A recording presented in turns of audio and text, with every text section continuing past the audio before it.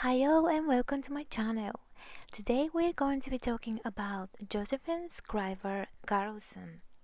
Born in 14th of April 1993, Josephine is a Danish model. She is best known for her work with Victoria's Secret. Skriver was born and raised in Copenhagen, Denmark. Her mother is an information technology analyst and her father is a marine biologist. Her mother is a lesbian and her father is gay. Skriver and her younger brother Oliver were conceived through in vitro fertilization. At the age of 15, Skriver was discovered and approached about her modeling potential while on a trip to New York with her football team. Shortly thereafter, she was signed by Unique Models, an international modeling agency based in Copenhagen. She was consequently approached by other agencies outside of Denmark, but decided to wait to stay in school. After finishing school, she began pursuing a modeling career in 2011. Skriver's debut season was Fall-Winter 2011, during which she opened for Alberta Ferretti and closed for Prada. That season she also worked for many other prominent designers like Calvin Klein, Rag & Bone, Gucci, Dolce & Gabbana, Givenchy, Yves Saint Laurent, Valentino, Alexander McQueen, Balenciaga, Donna Karan New York, and Christian Dior.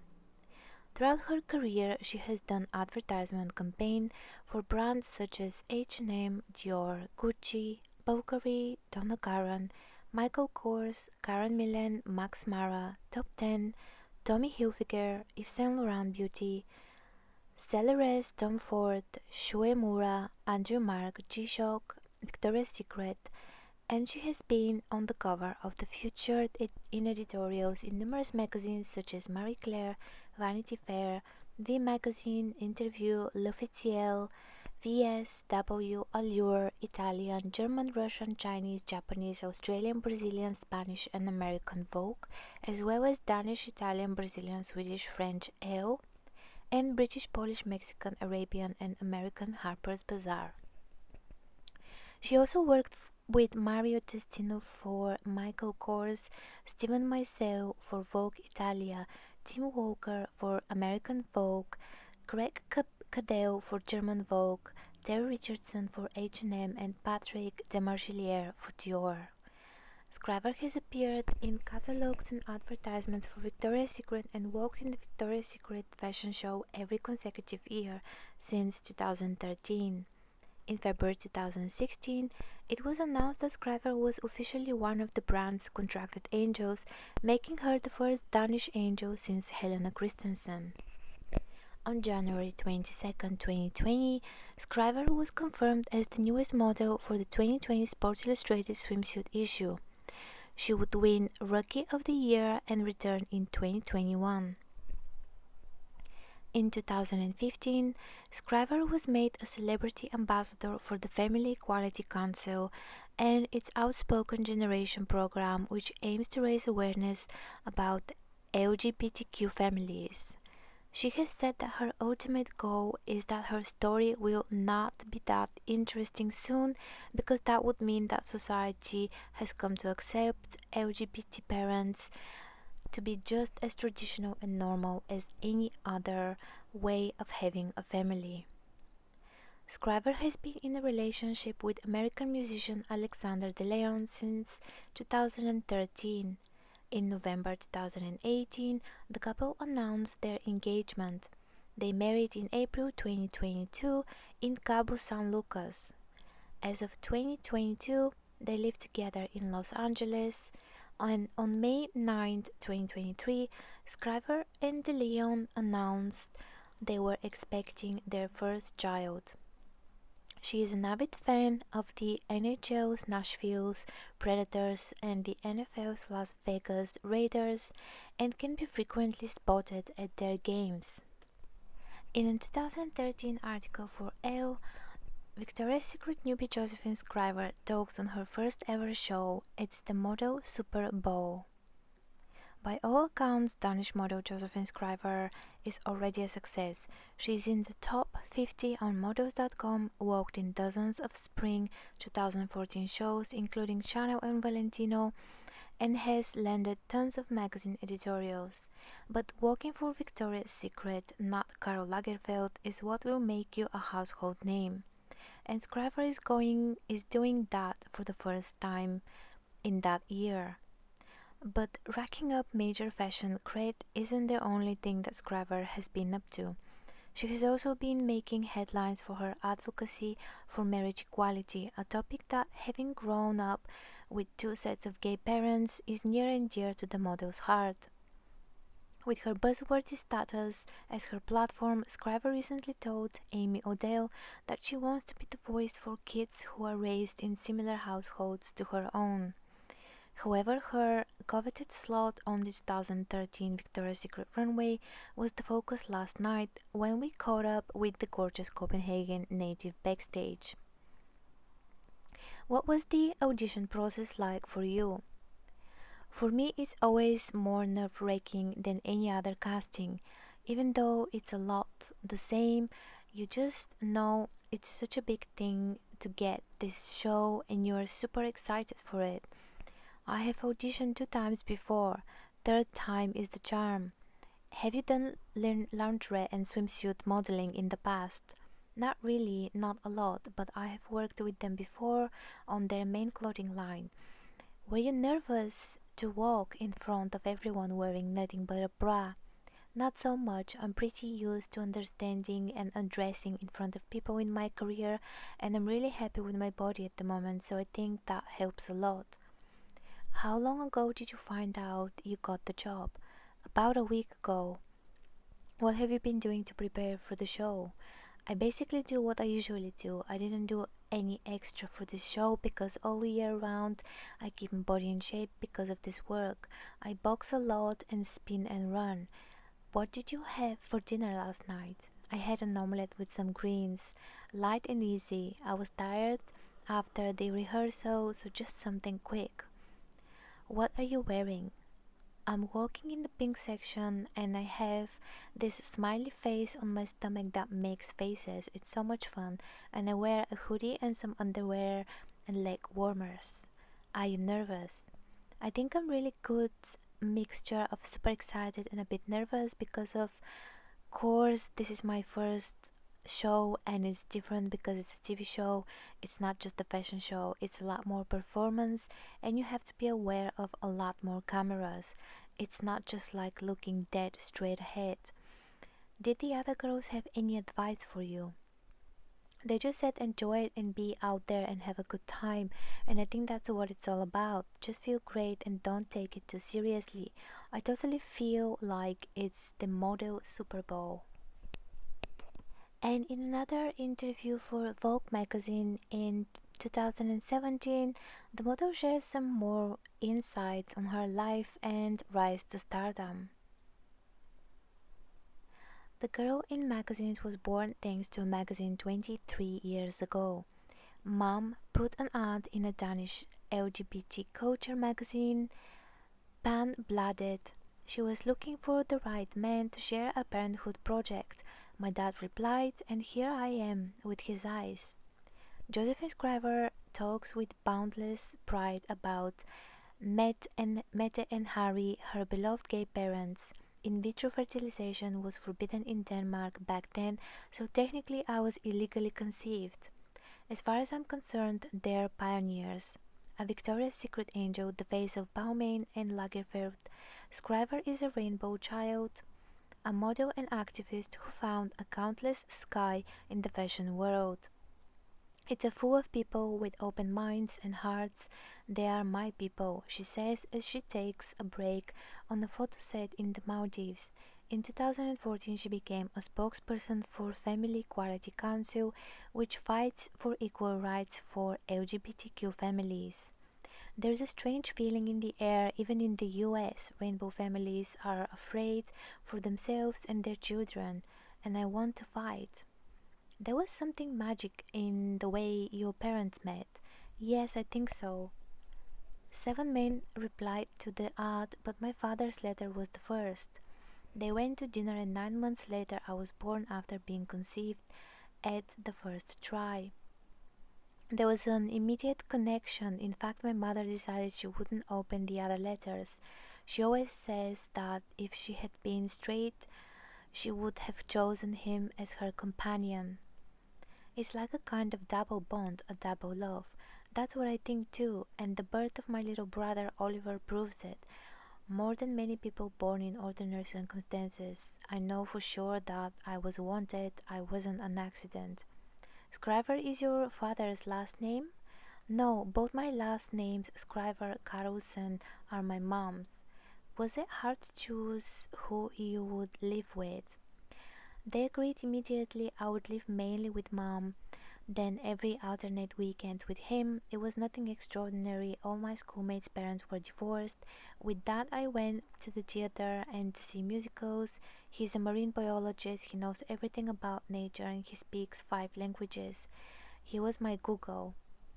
Did you know about their relationship? Did they bother you? Mom was single when I was born, and Dad was about to get married. He got divorced many years later, and that was hard, not because of the separation per se, but because I felt nobody sympathized with me. They would say, "Come on, it's not as if it's your parents who are breaking up." But as far as I was concerned, it was exactly the same. Though it's not easy to explain, a journalist came to our school one day and asked kids of divorced parents to come forward for an interview. When it was my turn, I told my story, but he said it was nothing to do with the subject matter, and he wouldn't let me speak. I cried buckets. Have you ever talked about how you were conceived? To an extent, IVF became legal 4 years after I was born, so the hospitals refused to help them. So they brought a kind of fertilization kit from a pharmacy, and that was that. I'm here and I have never wanted to know more about it. Has the fact of coming from a cold, artificial place ever troubled you? I've never looked at it that way. I've always felt made from love, imagined and conceived with the deepest feeling. The first thing my grandmother said when my mother came out was, that's it, I'll never have grandchildren. And it upset my mother. Having children was always her greatest wish. Have you ever been in psychoanalysis? No, but it could be interesting, though at this point a bit frightening. What about your sex education? I began to wonder at an early age whether I preferred girls or boys.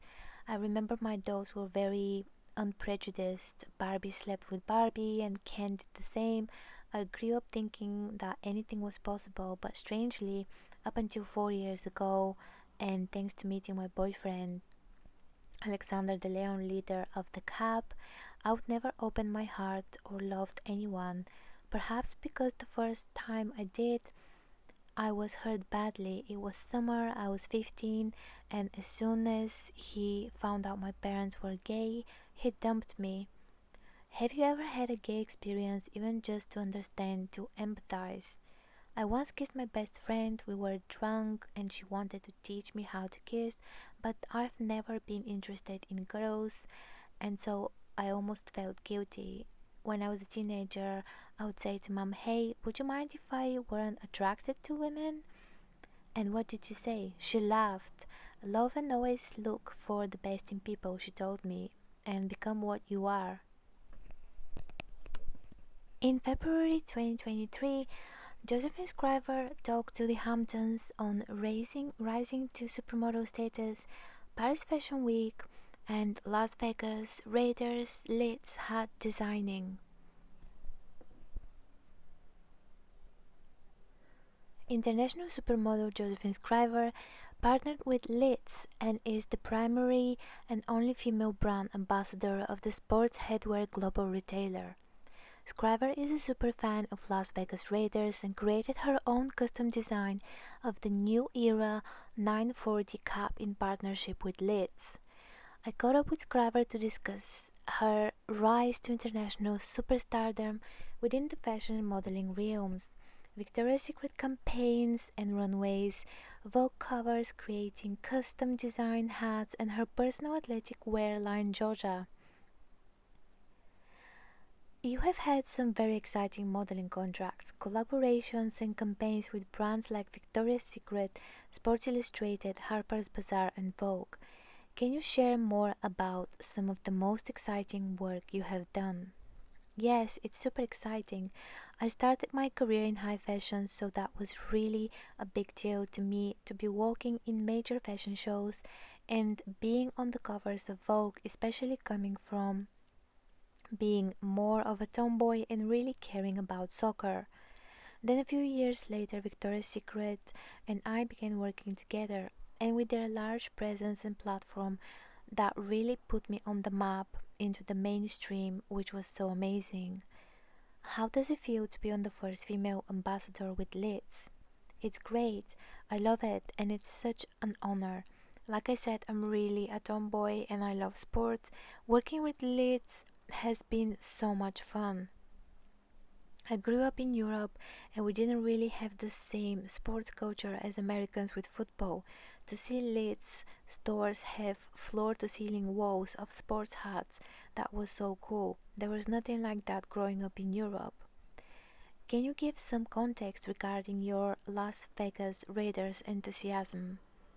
Yes, of course, I love the Raiders. My husband, Alexander De Leon of the Cap, was born and raised in Las Vegas and is such a big Raiders fan, and I always loved sports. He would take me to the games and tailgates. It was an all-day thing, the 4-hour game and then the parties after. What I love about football and the Raiders is that complete strangers can connect over the common interest of their team and have something to interact with each other about. It was easy for me to adopt the football culture and Las Vegas Raiders as my team. So you designed your own Las Vegas Raiders hat in partnership with Lids. Can you explain the creative process of that from start to finish? Yes, I had so much fun with it. It started with narrowing down the mood board. I really like the black because I love to wear hats all the time. They're part of my daily wardrobe, and black is so easy to throw on with almost anything.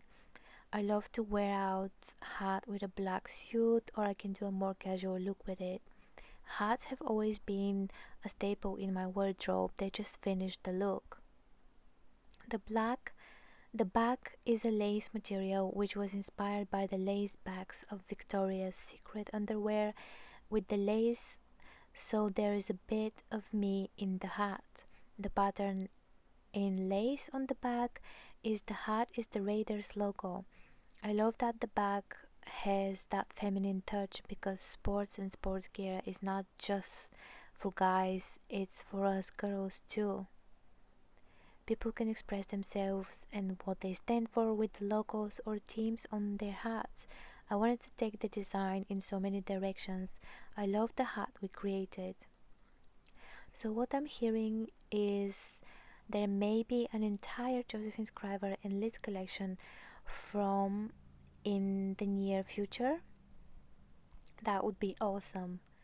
What are some other projects, collaborations, or campaigns that you're involved in at the moment or looking forward to that our readers might find interesting? I have my own brand, Georgia, for athletic wear and gym clothes. I created Georgia because I think it's great to feel good at the gym, and what you wear can make you feel even better. Also, Georgia is a great casual wear and playing sports. I have a couple of campaigns that are about to launch that I can't discuss just yet too. I'm getting ready to go to Paris Fashion Week tomorrow or the next day, which is really fun, so there's a lot to be excited about. Are you working Paris Fashion Week or attending this year? I'm going to be attending this year to experience Paris Fashion Week from the front end instead of behind the scenes. It's going to be so fun. It's such a different experience working the shows versus attending. I'm looking forward to sitting front row at the shows and seeing all of the upcoming models and new designs. Which designers are you most excited to see?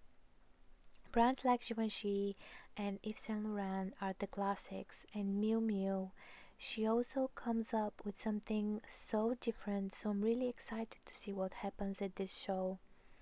Well, congratulations again on all of the success in your career and your partnership with Liz. Yes, I'm so happy about my partnership with Liz and everything else. Thank you so much. And thank you guys. I hope you enjoyed this video, and please like and subscribe to my channel and leave your thoughts below in the comments. Thank you, and I'll see you next week. Bye.